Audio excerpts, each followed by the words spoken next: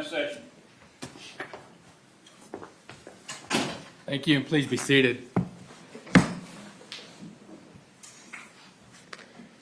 And good morning, everyone. My name is Curry Mingledorf. I'm assigned to preside over this morning's proceedings. We're here for a limited purpose this morning. I do want to note for everyone's benefit that there is, as everyone certainly is aware, considerable interest in what has occurred in our community in the last several days. For that reason, the court has seen fit under Rule 22 of the Uniform Superior Court rules to allow media outlets to record some of these proceedings. However, under those rules, the court has set in place certain limitations, and I just want everyone to know that the media has been informed of that, and I'm confident that they will comply with that. But otherwise, there is to be no filming or recording by any members of the public or any other individual other than those authorized specifically by the court in its signed ruling. Are we ready, counsel, to begin and bring the defendant in? State's ready, Your Honor. All right. Defense is ready. All right.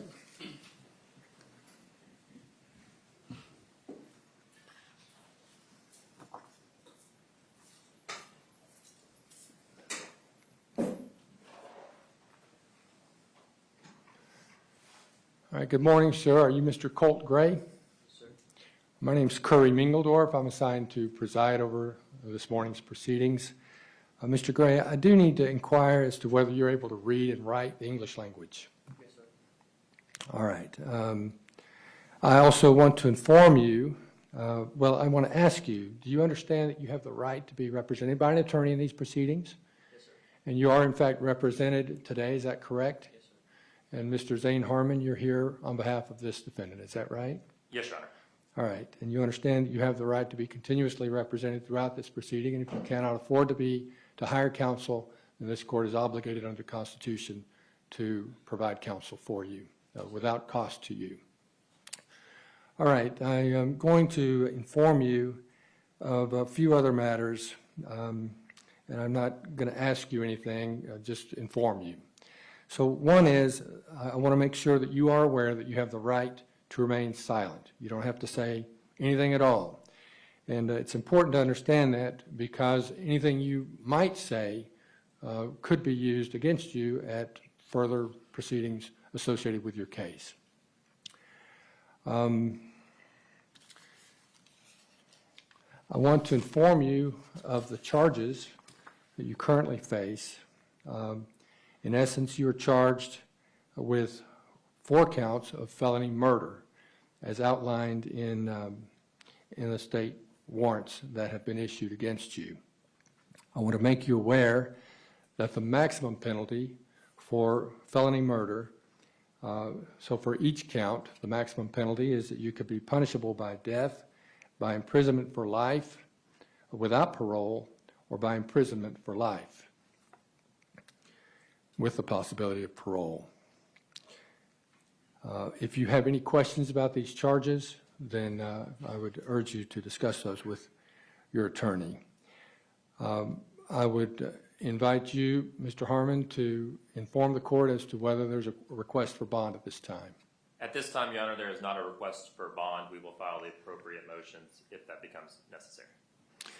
All right. An indictment by the grand jury for most felony offenses or accusations, well, you have the right to receive an indictment for these offenses. And I assume Mr. Brad Smith is here on behalf of the DA's office, or he is our district attorney, and he's accompanied by Ms. Patricia Brooks, who is his chief assistant. A preliminary hearing, you'll have the right also to a preliminary hearing, unless you make a bond, which of course at this point there's no bond being requested, or unless you waive such a hearing. You have the right to a speedy and public trial by a judge or a jury. You have the right to confront and cross-examine all witnesses. You have the right to call witnesses on your own behalf and testify in your own defense if you so choose. As you sit here in this courtroom today, under the law, you are presumed innocent. Your refusal to testify at any point in any proceeding will not be used against you in determining whether you are guilty or not guilty. Counsel, let me just inquire as to whether there are any other items that the court should address before we conclude this preliminary hearing. No, Your Honor. No, Your Honor. Well, I do have one piece of information to convey to the court. There was a development yesterday afternoon that makes it necessary for our office to have alternate counsel appointed, and arrangements have already been made in that regard. I've already explained that to Mr. Gray, and alternate counsel will be appointed by the end of the day today. All right, thank you very much, Ms. Donna C. Graves. All right, then with that, this hearing is concluded, and you may escort this defendant out.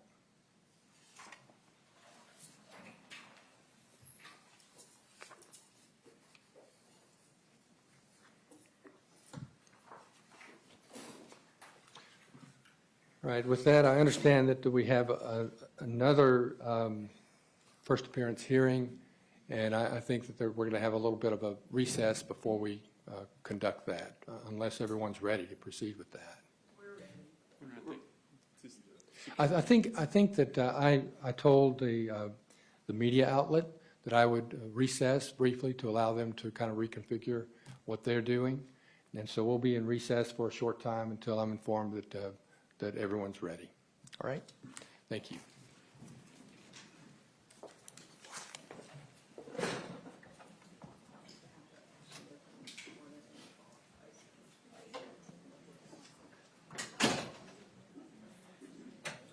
Yes.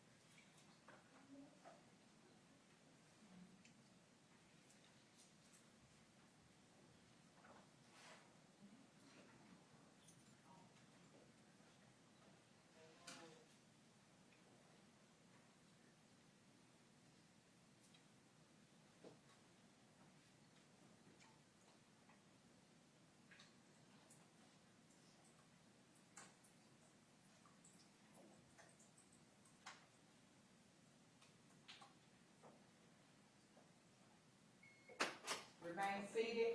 Court come to order. If we could bring the defendant, Mr. Colt Gray, back out for a moment, please. I just need to correct one thing on the record.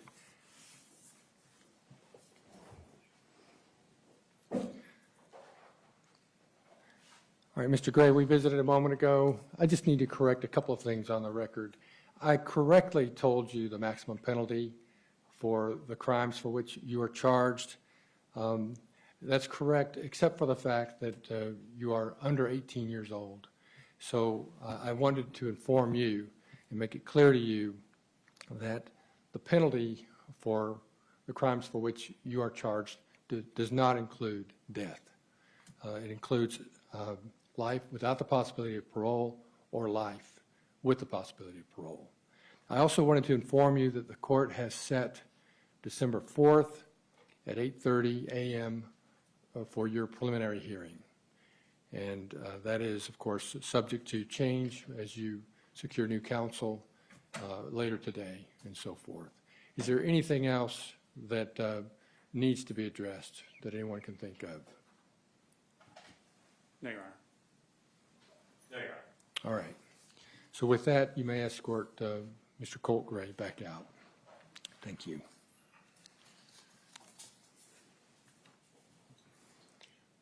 All right, I'm going to step out for a few minutes to allow our media to reset, and then we'll come back in for Mr. Colin Gray's preliminary hearing.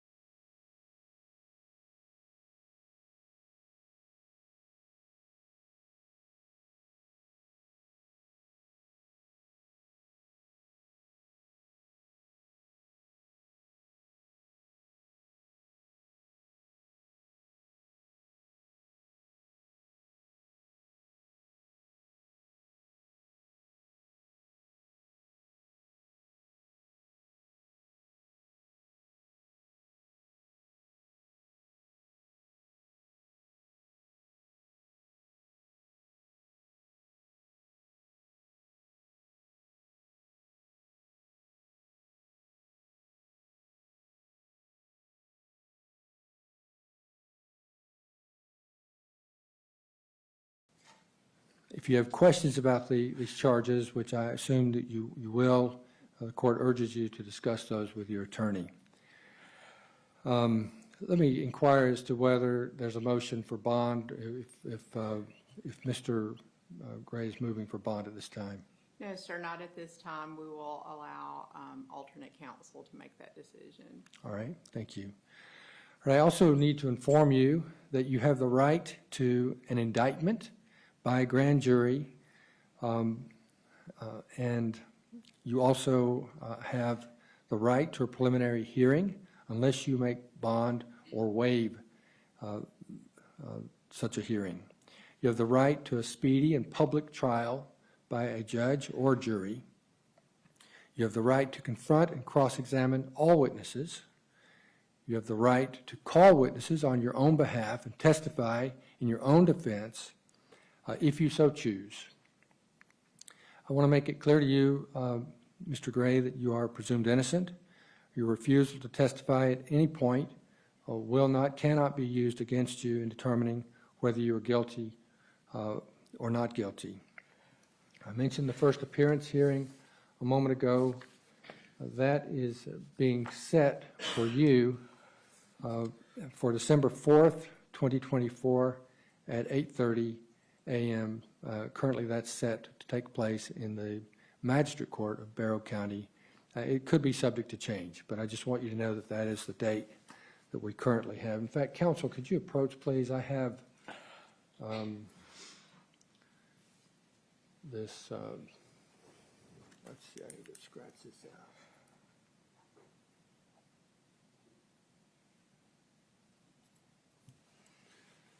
This document that discusses bond and gives the date of the preliminary hearing, and I guess I could sign that, and he can just get a copy of it. And then the warrants are attached to that. So I would like for him to sign it. Turn it over, please.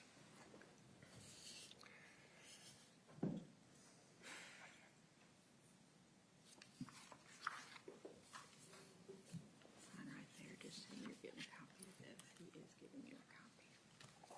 He'll give you a copy of all the warrants. Do you want me to go ahead and give him his copy? Yes, please.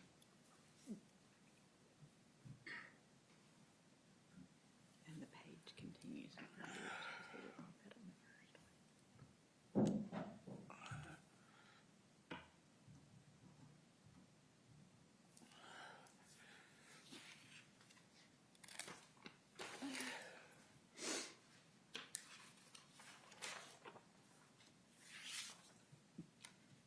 And are these his copies of the warrants? Those are provided, and they say service copies on them, so I assume that they're for him. Okay.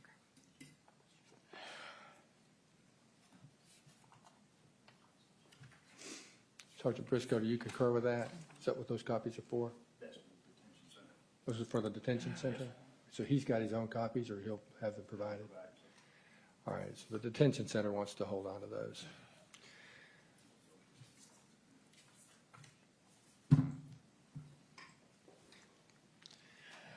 All right, let me, and thank you, Ms. Seagraves. I want to certainly acknowledge the presence of our district attorney, Mr. Brad Smith. He's assisted by his chief assistant, Patricia Brooks. Is there anything else, counsel, that the court needs to address that I have neglected to address? No, Your Honor. No, sir, not at this time. All right. I do want to thank those who are in the gallery who have an interest and who have appeared. I appreciate the decorum that has been maintained throughout this proceeding, or both of these proceedings today. And with that, this matter is adjourned. The attorney who's going to represent you, I think his name is James Rogers. We're going to have the official later today, but he'll come and see you probably the first part of next week.